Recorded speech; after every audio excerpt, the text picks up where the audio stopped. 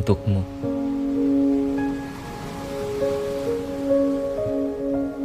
Yang pernah datang dan mengubah segala rencana. Yang pernah menghentikan segala gundah gulana.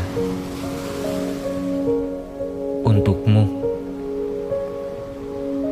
Yang pernah menjadikan hari-hariku kembali berwarna. Yang pernah membuatku kembali percaya pada rencana. Maaf atas segala hal kecil yang membuatmu marah, atas niat baikku yang selalu kau pandang salah. Aku tak pernah mengerti kenapa bagimu pergi selalu mudah, sementara bagiku meninggalkanmu adalah hal paling susah. Kita berubah dari kekasih yang saling berjuang menjadi sepasang musuh yang saling berperang. Tanpa kita sadari, kisah kita hangus jadi arang, dan kita tidak punya lagi jalan pulang. Terima kasih. Karenamu, aku belajar membuka hati untuk saling memberi arti. Karenamu juga, aku belajar berbesar hati untuk melihat perasaanmu mati.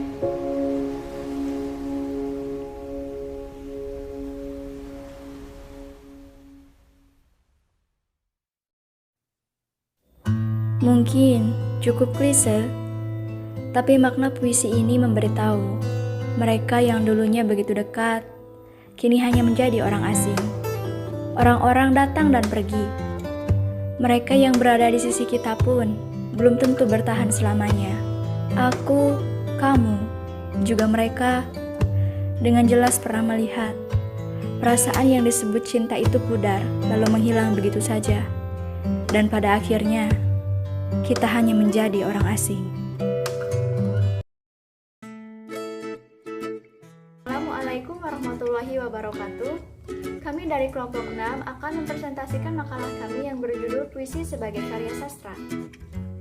Saya Nuraini Puspasari, NPM 215100023, akan membahas tentang latar belakang masalah. Puisi adalah salah satu karya sastra yang cukup digemari oleh semua kalangan. Puisi selalu mengikuti perkembangan selera, perubahan konsep estetika, dan kemajuan intelektual manusia, di mana puisi mampu membuat ekspresi dari pemikiran yang mempengaruhi perasaan dan meningkatkan imajinasi panca indera dalam susunan yang berirama. Puisi adalah sebuah seni tertulis. Dalam bentuk seni ini, seorang penyair menggunakan bahasa untuk menambah kualitas estetis pada makna semantis. Penyair merupakan seseorang yang membuat atau menciptakan sebuah karya puisi. Dalam proses pembuatan puisi, seorang penyair menggunakan bahasa yang penuh makna dan sistematis. Baris-baris pada puisi dapat berupa zigzag, melingkar, dan lain-lain. Hal tersebut merupakan salah satu ide penulis untuk menunjukkan pemikirannya. Puisi kadang-kadang juga hanya berisi satu kata atau suku kata yang terus diulang. Bagi pembaca, hal tersebut mungkin membuat puisi tersebut sulit dimengerti. Tapi, bagi penulis, selalu memiliki alasan untuk segala keanehan yang diciptakannya. Tak ada yang membatasi keinginan penulis dalam menciptakan sebuah puisi. Menurut para ahli, yang pertama, menurut Kamus Istilah Sastra Sujiman, ragam sastra yang bahasanya terikat oleh irama, mata, rima, serta penyusunan larik dan bait. Yang kedua, ada dari Muhammad H. Soleh. Puisi sebagai karya sastra merupakan bentuk sastra yang kental dengan musik, bahasa, serta kebijaksanaan penyair. Dalam segala kekentalan itu, maka puisi setelah dibaca akan menjadikan kita lebih bijaksana. Yang ketiga ada Arlington Robinson. Puisi sebagai karya sastra merupakan bahasa yang menyampaikan sesuatu yang sukar, hendak dinyatakan, tidak kira sama ada puisi itu benar atau sebaliknya. Yang selanjutnya ada menurut Waluyo, karya sastra dengan bahasa yang dipadatkan, dipersingkat dan diberi irama dengan bunyi yang padu dan pemilihan kata-kata yang kias yang disebut imajinatif. Yang selanjutnya ada jenis-jenis puisi. Yang pertama ada jenis puisi menurut zaman. Jenis puisi menurut zaman terbagi menjadi dua bagian, yaitu puisi lama. Puisi lama adalah puisi yang terikat oleh aturan. Aturannya yaitu jumlah kata dalam satu baris, jumlah baris dalam satu bait, persajakan yang dimaksud dengan rima, banyaknya suku kata tiap baris, irama. Adapun ciri puisi lama, yaitu puisi rakyat yang tadi kenal nama pengarangnya, disampaikan lewat mulut ke mulut atau yang dimaksud sebagai karya sastra lisan. Yang ketiga ada aturan jumlah baris tiap bait, jumlah suku tiap maupun rimanya. Yang selanjutnya ada jenis-jenis puisi menurut zaman. Yang kedua ada puisi baru. Puisi baru bentuknya lebih bebas daripada puisi lama, baik segi jumlah baris, suku kata maupun rima. Ciri puisi baru yaitu bentuknya rapi, simetris, mempunyai persajakan akhir yang teratur, banyak mempergunakan pola sajak pantun dan syair. Sebagian besar puisi 4 seuntai. Tiap-tiap baris atau sebuah gatra yang dimaksud kesatuan sintaksis. Tiap gatranya terdiri atas 2 kata, sebagian besar 4-5 suku kata. Hai, aku Rizky Aura. Di sini aku akan menjelaskan puisi menurut bentuk. Menurut bentuk itu puisi ada 8 bentuk. Yang pertama ada distikon. Distikon adalah puisi yang tiap baitnya terdiri 2 baris. Yang kedua ada terjina, puisi yang tiap baitnya 3 baris. Yang ketiga kuatren, puisi yang tiap baitnya terdiri 4 baris. Yang keempat puin, puisi yang tiap baitnya terdiri 5 baris. Yang kelima sektet, puisi yang tiap baitnya terdiri 6 baris. Yang keenam steptima, puisi yang tiap baitnya terdiri 7 baris. Yang ketujuh oktav atau stanza, puisi yang terdiri 8 baris. Yang puisi yang tiap baitnya terdiri 8 baris atau double quatrain atau puisi 8 seuntai. Yang kedelapan ada soneta.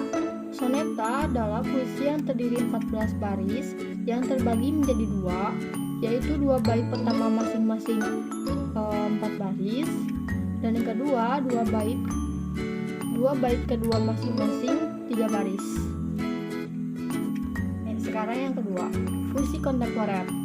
Puisi kontemporer, kata kontemporer secara umum bermakna masa kini sesuai dengan perkembangan zaman atau selalu menyesuaikan dengan perkembangan zaman. Selain itu, puisi kontemporer dapat diartikan sebagai puisi yang lahir dalam kurun waktu terakhir. Macam-macam puisi kontemporer. Yang pertama ada puisi mantra. Puisi mantra adalah puisi yang mengambil sifat-sifat mantra. Ciri-ciri puisi mantra: mantra bukanlah sesuatu yang dihadirkan untuk dipahami, melainkan sesuatu yang disajikan untuk menimbulkan akibat tertentu. Fungsi mantra sebagai penghubung manusia dengan dunia misteri. Yang kedua, puisi embelling adalah bentuk puisi yang tidak mengikuti aturan. Aturan puisi yang dimaksud ialah ketentuan-ketentuan umum berlaku dalam puisi, mengutamakan unsur kelakar. Pengarang memanfaatkan semua unsur puisi yang berupa bunyi, rima, irama, pilihan kata dan tipografi untuk mencapai efek kelakar. Yang ketiga, puisi konkret. Puisi konkret adalah puisi yang disusun dengan mengutamakan bentuk grafis berupa tata wajah hingga menyerupai gambar tertentu. Puisi seperti ini tidak sepenuhnya menggunakan bahasa sebagai media. Oke. Beberapa unsur puisi konkret. Unsur-unsurnya yang pertama ada unsur bunyi. meliputi penempatan persamaan bunyi atau rima pada tempat tertentu. Yang kedua, unsur tipografi meliputi penyusunan baris-baris puisi berisi kata atau suku kata. Yang ketiga, enjambement meliputi pemenggalan atau perpindahan baris puisi untuk menuju baris berikutnya. Nama saya Sapapuri Prananda dengan NPM 215100060. Di sini saya akan mempresentasikan tentang struktur puisi. Struktur puisi terbagi menjadi dua, yaitu struktur fisik puisi dan struktur batin puisi. Struktur fisik puisi terbagi menjadi beberapa bagian. Yang pertama, perwajahan puisi atau tipografi. Perwajahan puisi atau tipografi yaitu bentuk puisi seperti halaman yang tidak dipenuhi kata-kata, tepi kanan kiri, pengaturan barisnya hingga baris puisi yang tidak selalu dimulai dengan huruf kapital dan diakhiri dengan tanda titik. Hal-hal tersebut sangat menentukan pemaknaan terhadap puisi. Yang kedua, diksi. Diksi yaitu pemilihan kata-kata yang dilakukan oleh penyair dalam puisinya. Karena puisi adalah bentuk karya sastra yang sedikit kata-kata dapat mengungkapkan banyak hal, maka kata-kata harus dipilih secermat mungkin. Yang ketiga ada imaji. Imaji yaitu kata atau susunan kata-kata yang dapat mengungkapkan pengalaman indrawi seperti penglihatan, pendengaran, dan perasaan. Imaji dapat dibagi menjadi tiga, yaitu imaji suara, imaji penglihatan, dan imaji raba atau sentuh. Imaji dapat mengakibatkan pembaca seakan-akan melihat, mendengar, dan merasakan seperti apa yang dialami penyair. Dan yang keempat ada kata konkret. Kata konkret yaitu kata yang dapat ditangkap dengan indera yang memungkinkan munculnya imaji. Kata-kata ini berhubungan dengan kiasan atau lambang. Misalnya kata konkret salju melambangkan kebekuan cinta, kehampaan hidup. Sedangkan kata konkret rawa-rawa dapat melambangkan tempat kotor, tempat hidup, bumi, kehidupan, dan sebagainya. Lalu ada gaya bahasa. Gaya bahasa yaitu penggunaan bahasa yang dapat menghidupkan, meningkatkan efek, dan menimbulkan konotasi tertentu. Bahasa figuratif menyebabkan puisi menjadi prismatik, artinya memancarkan banyak makna atau kaya akan makna. Gaya bahasa disebut juga majas. Lalu yang terakhir ada rima atau irama. Rima atau irama adalah persamaan bunyi pada puisi baik di awal, tengah, dan akhir baris puisi. Rima juga mencakup yang pertama onomatope yaitu tiruan terhadap bunyi, misal eng yang memberikan efek magis pada puisi sutaji. Yang kedua, bentuk intern pola bunyi, aliterasi, asonansi, persamaan akhir, persamaan awal, sajak berselang, sajak penuh, repetisi bunyi atau kata, dan sebagainya. Yang terakhir ada pengulangan kata atau ungkapan. Ritme merupakan tinggi, rendah, panjang, pendek, keras, lemahnya bunyi. Rima sangat menonjol dalam pembacaan puisi. Lalu yang kedua, struktur batin puisi. Ada A, tema atau makna. Tema atau makna merupakan media puisi adalah tataran bahasa. Tataran bahasa adalah hubungan tanda dengan makna. Maka puisi harus bermakna, baik makna tiap kata, baris, bait, maupun makna keseluruhan. Lalu ada rasa atau feeling, yaitu sikap penyair terhadap pokok permasalahan yang terdapat dalam puisinya. Pengungkapan tema dan rasa erat kaitannya dengan latar belakang sosial dan psikologi penyair. Misalnya latar belakang pendidikan, agama, jenis kelamin, kelas sosial, kedudukan dalam masyarakat, usia, pengalaman sosiologis, psikologi, dan pengetahuan. Lalu ada nada atau ton, yaitu sikap penyair terhadap pembacanya. Nada juga berhubungan dengan tema dan rasa. Penyair dapat menyampaikan tema dengan nada menggurui, mendikte, bekerja sama dengan pembaca untuk memecahkan masalah. Menyerahkan masalah begitu saja kepada pembaca, dapat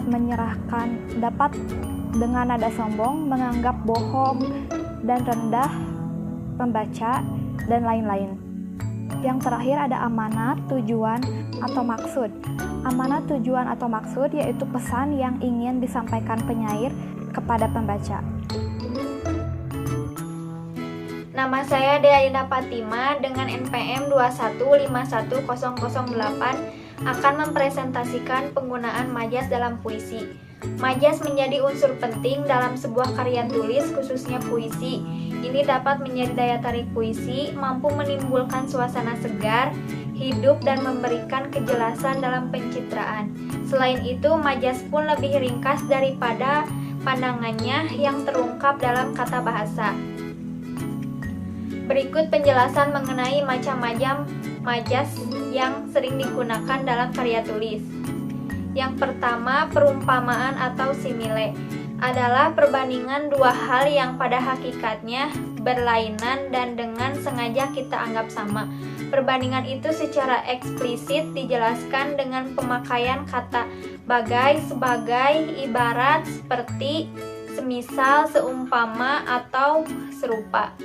Yang kedua, metafora adalah perbandingan yang dilakukan secara implisit antara dua hal yang berbeda. Metafora hampir sama dengan perumpamaan, hanya saja dalam metafora perbandingan dilakukan secara langsung tanpa menggunakan kata bagai, sebagai, ibarat, dan serupa. Ketiga, personifikasi adalah majas yang dapat memberi kejelasan dan memberikan bayangan angan citraan yang konkret. Keempat, alegori adalah cerita kisahan yang mengisahkan hal lain atau kejadian lain. Alegori dapat dikatakan sebagai metafora yang dilanjutkan. Jadi memahami majas alegori harus dari keseluruhan isi puisi. Kelima, hiperbola adalah tujuan penyair untuk mendapatkan perhatian yang lebih seksama dari pembaca. Dengan kata lain, penyair harus berusaha mencuri perhatian pembaca agar terus tertarik untuk memahami puisinya. Keenam, litotes sering dikaitkan dengan kebalikan dari hiperbola, yaitu majas yang di dalam pengungkapannya menyatakan sesuatu yang positif dengan bentuk yang negatif atau bentuk yang bertentangan. Ketujuh, metonimia adalah sejenis majas yang menggunakan nama sesuatu barang untuk sesuatu yang lain yang berkaitan erat dengannya. Kedelapan, sinekdoke adalah majas yang menyebutkan nama bagian sebagai pengganti nama keseluruhannya atau sebaliknya.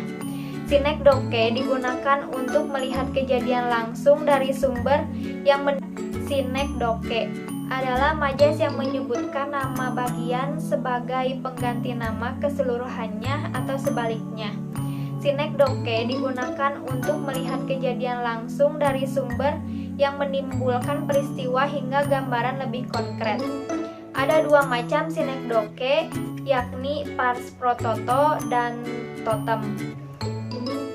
Pars pro toto adalah sinekdoke bagian yang untuk keseluruhan, maksudnya untuk menonjolkan sesuatu hal yang dengan menyebutkan salah satu bagian yang terpenting dari keseluruhan hal, keadaan, atau benda dalam hubungan tertentu. Misalnya untuk menggambarkan orang hanya menyebutkan suara, mata, hidung, atau bagian tubuh yang lain. Kalau totem pro parte adalah sinekdoke yang menyebutkan keseluruhan atau melihat sesuatu secara generalisasi untuk menonjolkan sebagian. Assalamualaikum warahmatullahi wabarakatuh. Nama saya Anissa Trisolihati dengan NPM 215100071. Di sini saya akan mempresentasikan hasil dari PPT kelompok saya. Saya akan menjelaskan mengenai kesimpulan. Puisi terdiri dari jenis-jenis, struktur puisi, dan majas dalam puisi. Jenis puisi terbagi menjadi 3. Yang pertama, puisi menurut zaman, puisi menurut bentuk, dan puisi kontemporer. Yang pertama, puisi menurut zaman terbagi menjadi 2, yaitu puisi lama dan puisi baru. Puisi lama merupakan puisi yang terikat oleh aturan-aturan. Puisi baru adalah puisi bentuknya lebih bebas daripada puisi lama, baik dalam sejumlah baris, suku kata, maupun rima. Kemudian ada jenis-jenis puisi menurut bentuk. Yang pertama ada distikon, terzina, kuatren, queen, sektet, septima, oktav atau stanza, dan soneta. Selanjutnya, puisi kontemporer terdiri dari puisi mantra, puisi membeling, dan puisi konkret. Yang kedua ada struktur puisi. Yang pertama, struktur fisik puisi. Ada perwajahan puisi atau tipografi, ada diksi, imaji, kata konkret, gaya bahasa, dan rima atau irama. Yang kedua, ada struktur batit puisi, terdiri dari tema atau makna, rasa atau feeling, nada atau tone, dan amanat. Selanjutnya ada penggunaan majas dalam puisi. Majas menjadi unsur penting dalam sebuah karya tulis, khususnya dalam menulis puisi.